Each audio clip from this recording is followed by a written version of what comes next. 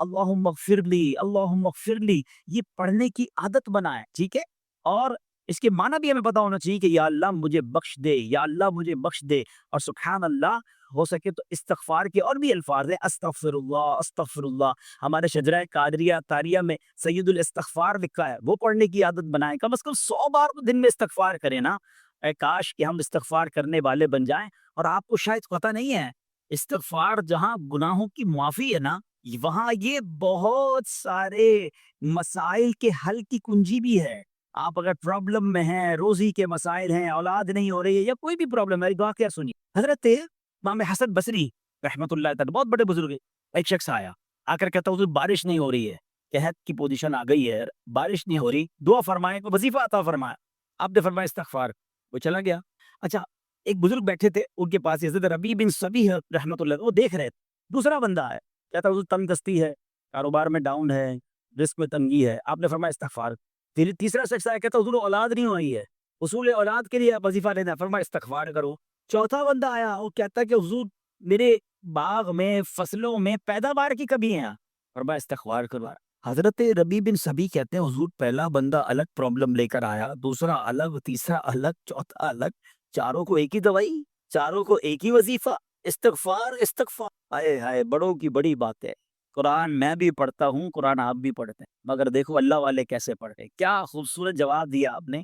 آپ فرماتے ہیں سورہ نوح پارہ 29 آیت نمبر 10 سے 12 کی آپ نے تلاوت فرمائی. اب ذرا قرآن سنیے گا. بسم اللہ الرحمن الرحیم. استغفروا ربکم انہ کان غفارا یرسل السماء علیکم مدرارا ویمددکم باموال وبنین ویجعل لکم جنات ویجعل لکم انہارا. سبحان اللہ. ذرا سنیے گا. اپنے رب سے معافی مانگو. استغفروا ربکم انہ کان غفارا، بے شک وہ بڑا معاف کرنے والا ہے. اب میں دے گا عطا، کیا فرمائے گا؟ یرسل السماء علیکم مدرارا، وہ تم پر موسلا دھار بارش بھیجے. ویمددکم باموال وبنین ویجعل لکم جنات ویجعل لکم انہارا. فرمایا اور مالوں اور بیٹوں سے تمہاری مدد فرمائے گا، اور تمہارے لیے باغات بنا دے گا، اور تمہارے لیے نہریں بنائے گا. باغات بھی بڑھ رہے ہیں، اولاد بھی عطا ہو رہی ہے، مال بھی بڑھ رہا ہے، بارش بھی ہو رہی ہے. اس چیز سے استغفار سے. تو استغفار یہ آپ کے بہت سارے پرابلمز کا حل ہے، مسائل کا حل ہے. بس اپنی زبان استغفار سے تر رکھے. اچھا، پھر اس میں تھوڑی سی شرمندگی بھی ہو. ایسا نہیں کہ استغفار بھی ہو رہا ہے اور دماغ کہیں اور ہے، مسکرا بھی رہے ہیں، ہنس بھی رہے ہیں، اور استغفر اللہ. کسی سے معافی مانگتے ہوئے ہنستا ہے کیا بندہ؟ استغفر اللہ ربی من کل ذنب واتوب الیہ. یا اللہ میں اپنے سارے گناہوں سے تجھ سے معافی مانگ رہا ہوں. بہت سارے استغفار کے سیغے ہیں. استغفر اللہ العظیم من کل ذنب عظیم. اے اللہ میں تجھ سے استغفار کرتا ہوں، وہ رب جو بہت عظیم ہے، اپنے سارے بڑے گناہوں سے میں استغفار کرتا ہوں. الگ الگ سیغوں سے اللہ کی بارگاہ میں استغفار کریں. ہو سکے تو کبھی گناہ یاد آئیں تو آنسو بھی بہ رہے ہوں، مگر یہ استغفار اللہ کو بڑا پسند ہے، معافی رب کو بہت پسند ہے. ابو اللیث سمرقندی رحمۃ اللہ تعالی لکھتے ہیں پچھلی قوموں میں ایک شخص تھا، اس نے بہت گناہ کیے تھے. ایک بار اس نے اپنی پچھلی زندگی کے بارے میں سوچا، گناہوں کے بارے میں غور و فکر کیا، تو اسے شرمندگی ہوئی. اس نے نادم و شرمندہ ہو کر 3 مرتبہ کہا اللہم غفرانک، اللہم غفرانک، اللہم غفرانک. اے اللہ تیری بخشش، اے اللہ تیری بخشش، اے اللہ پاک تیری بخشش.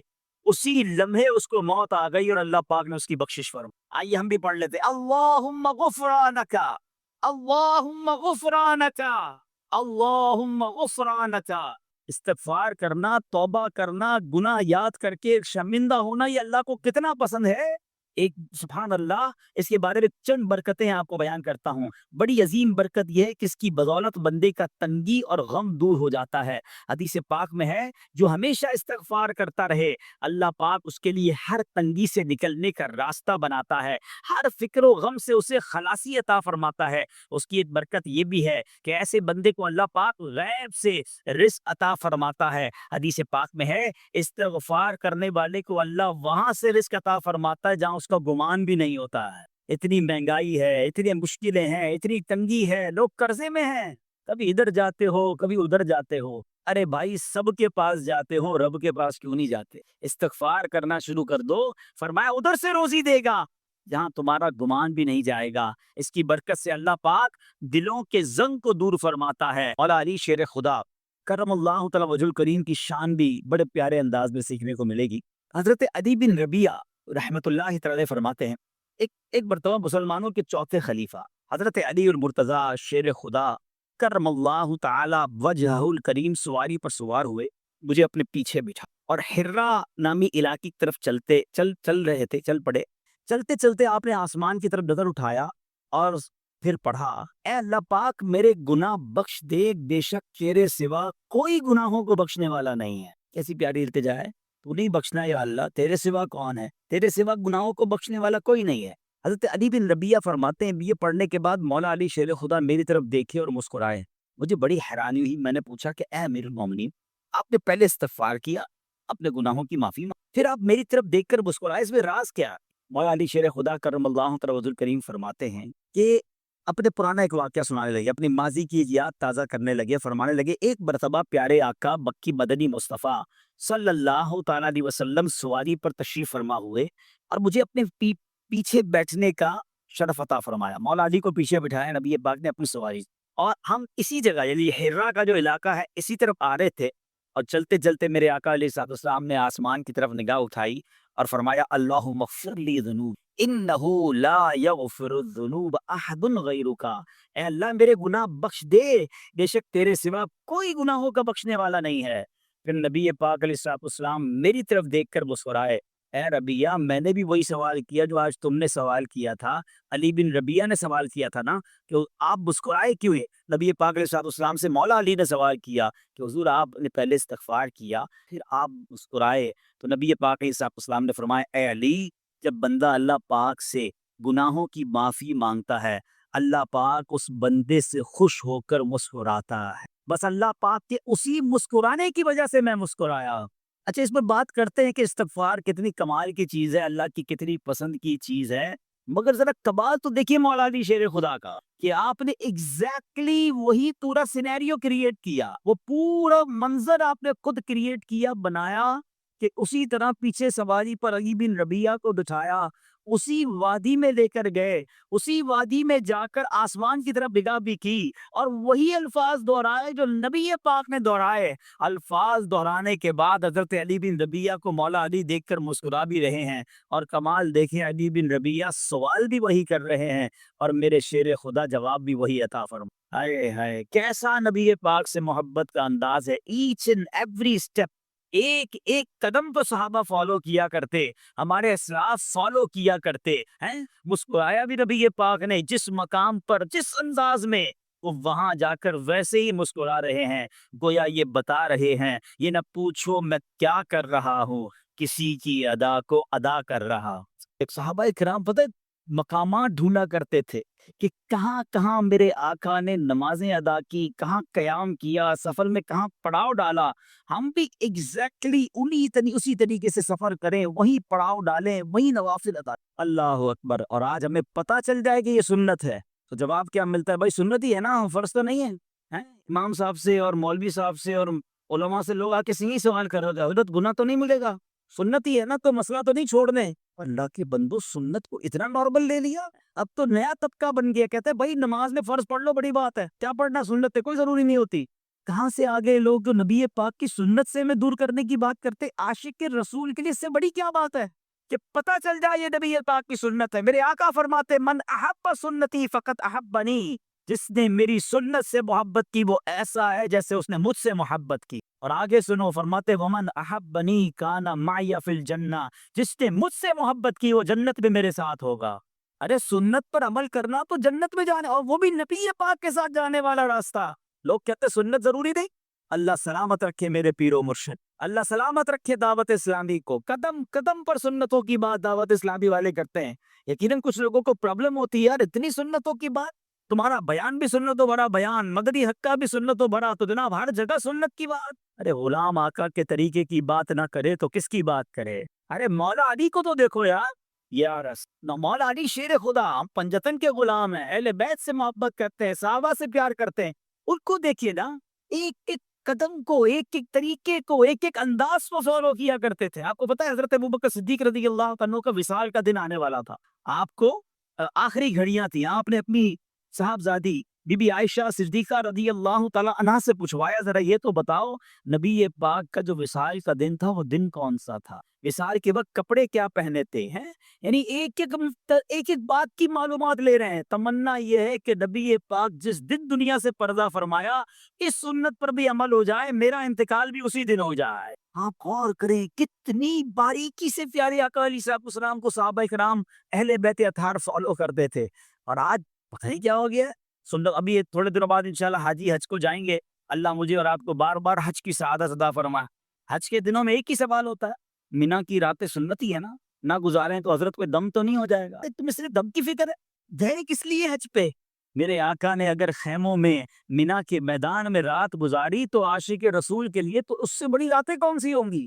قدم قدم پر پیارے آقا کے طریقے کو فالو کرنا چاہیے. حاجی کوئی کی فکر ہوتی ہے بھائی دم تو نہیں لگ جائے گا، مولوی صاحب اور کوئی رعایت بتا دیں. ارے ہم گئی عبادت کرنے، سنتوں پر عمل کریں، مستحبات پر عمل کریں، بزرگوں کی اداؤں کو ادا کریں تاکہ زیادہ سے زیادہ برکتیں لوٹ کرا. تو بہرحال اب آتے ہیں واپس اسی عمل پر. کیا عمل ہے جس کو دیکھ کر رب بھی مسکراتا ہے؟ دوبارہ عرض کر لوں کہ اللہ کا مسکرانا وہ جسم و جسمانیت سے پاک ہے، اس کی رحمت برستی ہے، اس کی رضا مل جاتی ہے.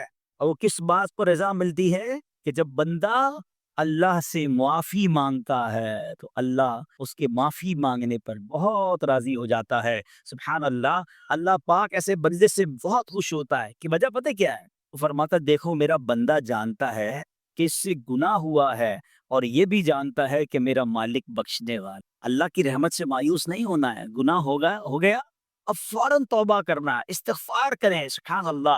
آئیے پیارے اسلامی بھائیوں، اللہ کو معافی مانگنا، دل سے پکارنا کتنا پسند ہے. میں آپ کو بہت ہی خوبصورت واقعہ بتاتا ہوں، اور یہ واقعہ ہے حضرت موسیٰ علیہ نبینا علیہ السلام کا. اللہ پاک نے حضرت موسیٰ علیہ نبینا علیہ السلام نے ایک بار اپنی مناجات میں عرض کیا یا اللہ یا رب. اللہ پاک کی طرف سے جواب آیا لبیک یا موسیٰ. آپ نے عرض کی یا اللہ تو میرا مالک ہے، تو خالق ہے، میں تو تیرا بندہ ہوں. ارشاد ہوا مجھے یہ پسند ہے کہ جب مجھے کوئی میرا بندہ یا رب پکارے تو میں اسے لبیک کہہ کر جاؤں. اللہ فرما رہا ہے. حضرت موسیٰ نے عرض کی یا رب کیا یہ ہر موتی بندے کے لیے ہے؟ کیا ہر نیک آدمی کے لیے ایسا ہے کہ جب تجھے وہ پکارے تو لبیک فرماتا ہے؟ سنو اللہ فرماتا ہے ہاں بلکہ ہر گناہگار بندے کے لیے بھی ہے. تو حضرت موسیٰ نے عرض کی یا اللہ فرما بردار تو تیری اطاعت کرتا ہے، وہ بات تو سمجھ آ رہی ہے، گناہگار پر یہ کرم کس وجہ سے؟ اے سنو میرے رب کیسا کریم ہے. فرماتا ہے موسیٰ اگر میں بھلائی کرنے والے کو اس کی بھلائی کا بدلہ دوں اور برائی کرنے والے پر اس کی برائی کی وجہ سے احسان نہ کروں تو میرا جود و کرم کہاں جائے گا؟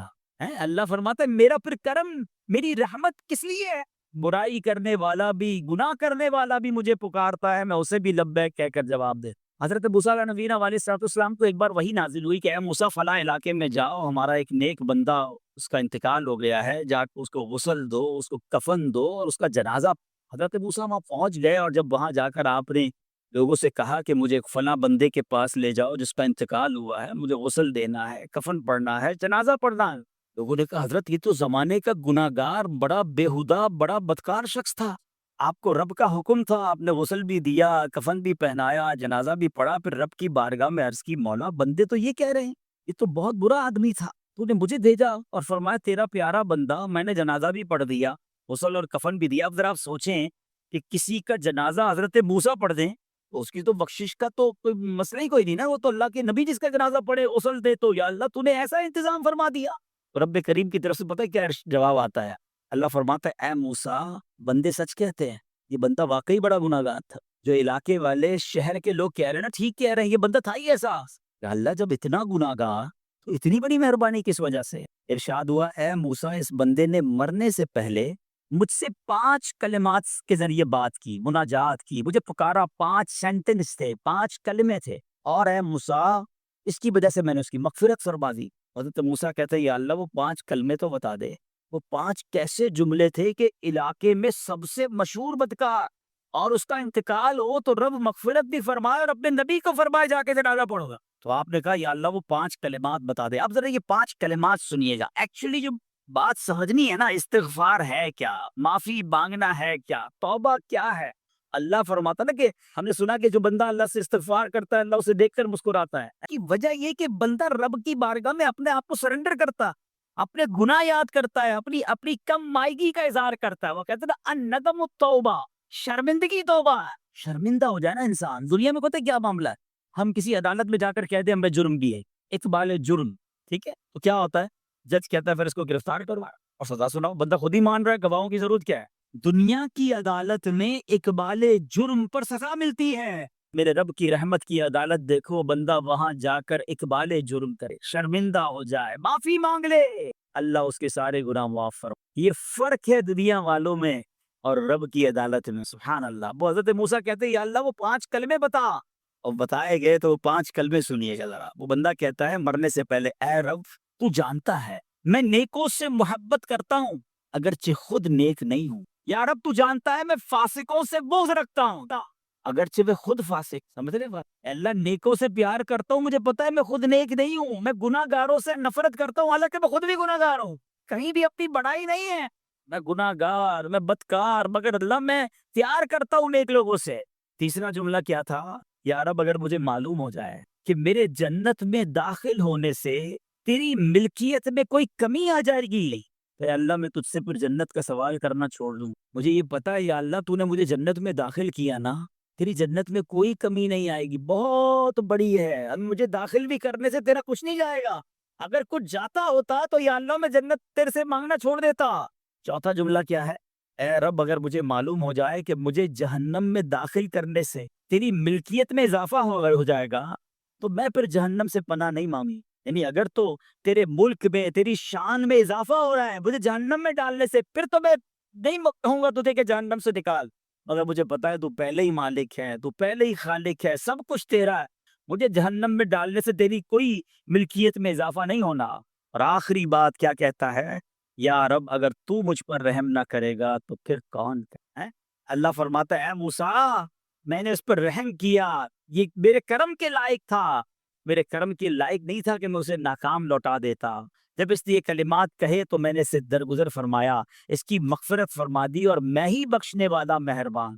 تو اے میرے پیارے اسلامی بھائیوں، آج وہ کام سیکھ کے جانا ہے، سمجھ کے جانا ہے، جس کو جو بندہ کرتا ہے تو رب کی رحمت گویا مسکراتی ہے، وہ یہ ہے کہ اللہ سے معافی مانگتے استغفار کرتے رہیں، اللہ کو راضی کرنے کی کوشش کرتے رہیں، اپنے گناہوں پر ندامت رکھیں کہ جو معافی مانگتا ہے نا اللہ اسے بہت پسند فرماتا ہے۔ حدیث پاک میں آتا ہے التائب من الذنب کمن لا ذنب له، گناہوں سے توبہ کرنے والا ایسا ہے جیسا اس نے گناہ کیا ہی نہیں ہے۔ اچھا اب ایک اور بہت پیارا عمل جس کو دیکھ کر اللہ مسکراتا ہے، وہی میں نے ترسیل بتائی کہ اللہ کی رحمت راضی ہو جاتی ہے اور اللہ کی رحمت برستی ہے، رب راضی ہو جاتا ہے۔ نبی پاک علیہ الصلوۃ والسلام نے فرمایا 3 بندے ہیں اللہ پاک انہیں دیکھ کر مسکراتا اور کیا ہوتا ہے، فرمایا اور بہت خوش ہوتا ہے۔ اب وہ 3 بندے کون سے ہیں چیک کر لیں ہم ان میں ہیں کہ نہیں۔ فرمایا نمبر 1 وہ بندہ جو رات کو اٹھے، بستر چھوڑے، اچھی طرح وضو کرے، پھر نماز پڑھنے کھڑا ہو جائے، اسے دیکھ کر اللہ پاک فرشتوں سے فرماتا ہے اے فرشتوں بتاؤ میرے بندے کو نیکی پر کس نے اکسایا ہے؟ فرشتے عرض کرتے ہیں مولا تو بہتر جانتا ہے۔ اللہ پاک فرماتا ہے ہاں میں جانتا ہوں مگر تم مجھے بتاؤ۔ فرشتے عرض کرتے ہیں اے مالک کریم تو نے اسے ایک چیز یعنی جہنم کا خوف دیا ہے، یہ اس سے ڈرتا ہے۔ اے اللہ تو نے اس کو ایک چیز جنت کی امید دلائی ہے، یہ اس کی امید رکھتا ہے۔ اے اللہ یہی خوف اور امید ہے جس نے اسے رات کی نیند قربان کر کے تیرے حضور کھڑے ہونے پر ابھارا ہے۔ اب اللہ پاک فرماتا ہے اے فرشتوں گواہ ہو جاؤ، یہ جس چیز سے ڈرتا ہے یعنی جہنم سے ڈرتا ہے، میں نے اپنے اس بندے کو اس سے امن بخشا، اور جس کی امید رکھتا ہے یعنی جنت کی، میں نے جنت اس پر واجب کر دی۔ رات اٹھ کر جب دنیا سوئی ہو بندہ اٹھ کر تہجد کی نماز ادا کرے، اللہ کی بارگاہ میں آنسو بہائے، اللہ فرشتوں کے سامنے گویا فخر فرماتا۔ دوسرے نمبر پر سنو، فرما دوسرا وہ شخص جو حق و باطل کی لڑائی میں شریک ہوا، ثابت قدم رہا یہاں تک کہ شہید ہو گیا، یا اللہ پاک نے اسے فتح عطا فرمائی، اللہ اس بندے کو دیکھ کر بھی مسکراتا ہے۔ جہاد کرنے والے مجاہدین یا تو شہید ہو جائیں یا غازی ہو کر لوٹے اللہ کی رضا کے لیے، اللہ کی رحمت ان پر بھی چھما چھم برستی ہے۔ اور تیسرے نمبر پر فرمایا تیسرا وہ بندہ جو رات کو سفر کرتا ہے، یہاں تک کہ رات کے آخری حصے میں جب کہیں ٹھہرتا ہے تو اس کے ساتھ والے سو جاتے ہیں، مگر وہ کھڑا ہو کر نماز پڑھنے لگتا ہے، اس بندے کو دیکھ کر بھی اللہ پاک مسکراتا ہے۔ اجتماعی عبادت کے بڑے فائدے ہیں، اجتماع میں آنا، محفل میں آنا، دعا میں شرکت کرنا، بہت اچھی بات، مگر اپنی عادت ایسے بھی بنائیں کہ کچھ عبادتیں ایسی کریں کہ میں جانوں اور رب جانے۔ یہ جو رات اٹھ کر دعا کا لطف ہے، رات اٹھ کر جو نماز پڑھنے کا لطف ہے نا، جب ساری دنیا سو رہی ہے اور بندہ اپنے رب کی بارگاہ میں حاضر ہے۔ علماء کہتے ہیں دن کے نوافل کے مقابلے میں رات کے نوافل افضل ہے، کیونکہ رات سکون ہوتا ہے، رات رکعت قلبی ملتی ہے، سبحان اللہ، رحمت الہی چھماچم برستی ہے۔ ہمیں کیا کرنا ہے کہ رات تہجد کی نماز کی عادت ڈالیں۔ ایک بار اور سن لو، دنیا کی بہت ساری چیزیں میرے اور آپ کے پاس ہیں جو ریپلیسیبل ہے، جو بدلی جا سکتی ہیں۔ موبائل فون لیتے ہیں، بڑی خوشی سے لیتے ہیں، مگر نیا ماڈل آتا ہے تو لوگ بدل دیتے ہیں۔ سواری لیتے ہیں، بڑی خوشی ہوتی ہے، مگر جب نئی سواری آتی ہے تو ریپلیس بدل دیتے ہیں، ماڈل نیا آ گیا بھائی، اب وہ پرانی لگتی ہے۔ مگر یاد رکھو، ماں باپ چلے جائیں نا، اس کے بعد ماں باپ دوبارہ نہیں ملتے، ان کا کوئی نیا ورژن یا نیا ماڈل نہیں ہے، ہیں تو ان کی قدر کر لو، ان کی دعائیں لے لو، ہیں تو بہرحال آپ کبھی کبھی تکلیف میں ایسا ہوا ہو کہ رات کو نیند نہ آئی ہو، بے قرار ہو کر ماں کے پاس گیا، آنکھوں میں آنسو لے کر کہ ماں میں پریشان ہوں، بیمار ہوں، یا قرضے میں ہوں، یا فلاں پرابلم ہے۔ ماں نے کیا کیا تھا؟ کروٹ بدل کر سو گئی تھی کہ بیٹا تو جان تیرا کام جانے، یا ماں خود بھی بیدار ہو گئی، سینے لگایا اور دعا کرنا شروع کر دی؟ بھائی ہم روئے تو ماں بھی روئی، یہ ہے نا ماں۔ میری تکلیف، ایسا لگتا ہے کہ مجھے کبھی کبھی یہ فیصلہ کرنا مشکل ہوتا تھا کہ تکلیف مجھے زیادہ ہوتی ہے، میری تکلیف میں میری والدہ کو زیادہ ہوتی ہے، بیمار میں ہوں، تکلیف اسے، یہ رشتہ کہاں ملتا ہے؟ مگر مجھے ایک بات بتاؤ، جب میری تکلیف پر رات نیند چھوڑ کر، بستر چھوڑ کر میں ماں کے پاس گیا، ماں نے سینے لگایا، تو اگر میں اپنا بستر چھوڑ کر آنکھوں میں آنسو لیے میری ماں سے مجھے کہیں زیادہ پیار کرنے والے رب کی بارگاہ میں چلا گیا، تو اس کی رحمت کیا مجھے مایوس کر دے گی؟ میری ماں کے دل میں جو ممتا ہے نا، وہ بھی میرے رب نے ڈالی ہے، تو رب کی رحمت کتنی ہوگی؟ تو کبھی کبھی اللہ کی بارگاہ میں رات کے اس پہر حاضر ہوا کرو، جو پرابلم ہے آپ کی، جو مشکل ہے آپ کی، آپ یقین کریں، آپ اللہ کی بارگاہ میں تہجد کے وقت رات کی آخری پہر آنسو بہائیں، دعائیں کریں، نوافل پڑھیں، پھر دیکھیے آپ کے دل کو تسلی کیسے ہوتی ہے، آپ کا ایمان تازہ ہو جائے گا، اور آپ نے دیکھا کہ ایسے وقت عبادت کرنے والوں سے رب کتنا راضی ہوتا ہے۔ اللہ کرے یہ بات ہمیں سمجھ آ جائے۔ اسی طرح عظیم صحابی حضرت عبداللہ ابن مسعود رضی اللہ تعالیٰ سے روایت ہے، پیارے آقا مکی مدنی مصطفیٰ صلی اللہ تعالیٰ علیہ وسلم نے فرمایا، ایک بندہ رات کو اٹھتا ہے، اچھی طرح وضو کرتا ہے، پھر اللہ پاک کی حمد کرتا ہے، اس کی بزرگی بولتا ہے، اپنے نبی علیہ الصلوۃ والسلام پر درود پڑھتا ہے، قرآن کھول کر پڑھنا شروع کر دیتا ہے، یہ وہ بندہ ہے جسے دیکھ کر اللہ پاک مسکراتا ہے اور فرماتا ہے، دیکھو میرا بندہ عبادت کر رہا ہے جبکہ اسے میرے سوا کوئی نہیں دیکھ رہا ہے۔ اللہ، یہ کاش ہمیں عادت مل جائے کہ ہم اکیلے میں عبادت کریں، انفرادی عبادت کریں، میں جانوں میرا رب جانے، کبھی تلاوت کریں، کبھی درود پڑھیں، کبھی دعائیں کریں، کبھی آنسو بہائیں، سبحان اللہ، اس کا مزہ ہی اور ہے۔ ہاں، کبھی ایسا ہونا چاہیے، ہم محفل میں عشق رسول کے عالم میں رو بھی پڑتے ہیں، مدینے کی یاد ہو، نعت شروع ہو تو ہماری آنکھوں میں آنسو آ جاتے ہیں، یہ بھی اچھی بات ہے، مگر کبھی کبھی رات ایسی بھی ہونی چاہیے کہ دل میں ہو یاد تیری گوشئے تنہائی، دل میں ہو یاد تیری گوشئے تنہائی ہو، پھر تو خلوت میں عجب انجمن آرائی ہو۔ کبھی زندگی میں ایسی راتیں بھی آنی چاہیے، وہ ہے نا، جاگ اٹھا اشکوں کا مقدر، عشق نبی میں روتے روتے کیسی گزری رات نہ پوچھ۔ کبھی کبھی ایسی رات بھی گزرنی چاہیے کہ آقا کی یاد میں آنسو بہ رہے ہوں، مدینے کی یاد میں، گھر والوں کو بھی پتہ نہ چلے، ہلکی ہلکی آواز میں کبھی نعت شریف لگا لیا کریں، کبھی مناجات لگا لیا کریں، ہم پتہ نہیں کیا دیکھتے دیکھتے سوتے ہیں۔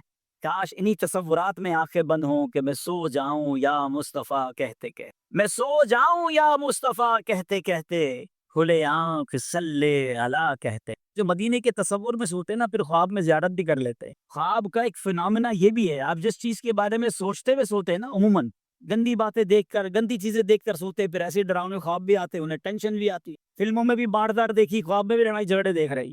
جو مدینے کی یادوں میں سو رہا ہے، جو باوضو سو رہا ہے، جو اللہ کا ذکر کر کے سو رہا ہے، جو نوافل پڑھ کے سو رہا ہے، پھر دیکھو خواب میں بھی کہاں کہاں کی سیر کرے گا انشاءاللہ۔ تو اپنی خلوتوں کو اچھا کریں، اپنے اکیلے وقت کو بھی خوبصورت کریں، آنسو بہائیں، اور سبحان اللہ، تہجد پڑھنے والوں کے چہروں پر نور بھی آ جاتا ہے۔ ہاں، یہ ایک الگ نعمت انہیں ملتی ہے، اللہ نصیب فرما دے۔ اچھا، ایک اور خوبصورت کا ہے، اللہ کریم دل دیکھ کر مسکراتا ہے۔ فرمایا حضرت ابو سعید خدری رضی اللہ تعالیٰ فرماتے ہیں، رسول ذیشان مکی مدری سلطان صلی اللہ تعالیٰ علیہ وسلم نے فرمایا 3 بندوں کو دیکھ کر اللہ پاک مسکراتا ہے۔ وہ قوم جو نماز میں صفیں سیدھی کرتی ہے، اور وہ بندہ جو اللہ پاک کی راہ میں جہاد کرتا ہے، تیسرا وہ بندہ جو رات کے اندھیرے میں عبادت کرتا ہے، انہیں دیکھ کر اللہ پاک مسکراتا ہے۔ جہاد والی بات اور رات والی عبادت کی بات تو ہو گئی، اب اس میں نئی بات سیکھنے کو میری صفیں درست کرنے والی۔ اب روز نماز پڑھ رہے ہیں، صفیں درستی کر رہے ہوتے، امام صاحب کہہ کے تھک جاتے، کاندھے سے کاندھا ملائیں، صفوں کو سیدھا کریں۔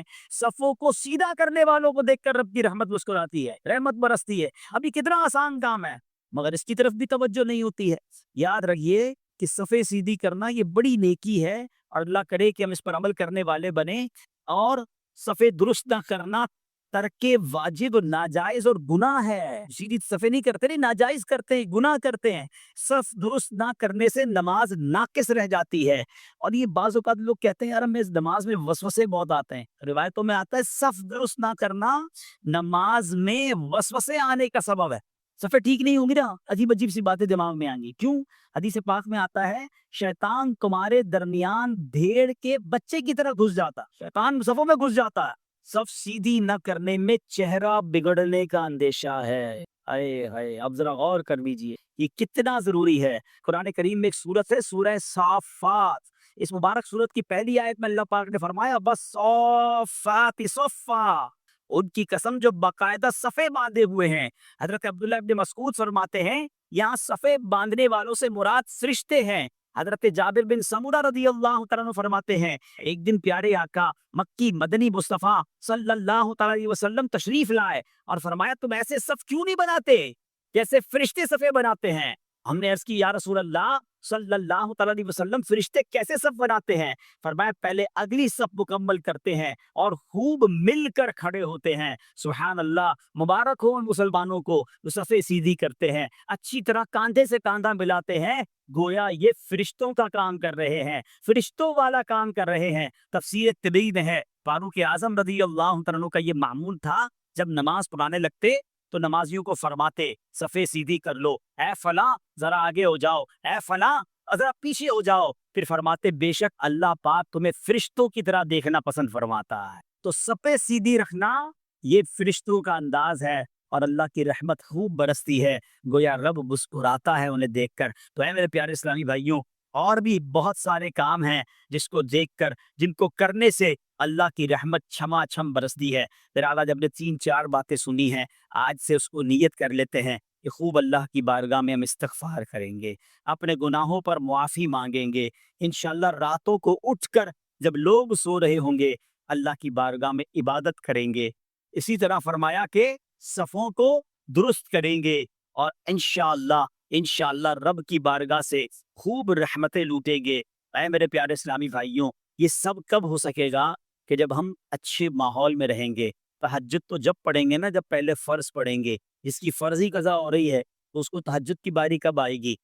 استغفار تو جب کرے گا جب ایسے ماحول میں آئے گا کہ جہاں گناہوں کو یاد دلا کر معافی مانگنے کا ہمیں انداز اور اس کی فکر دی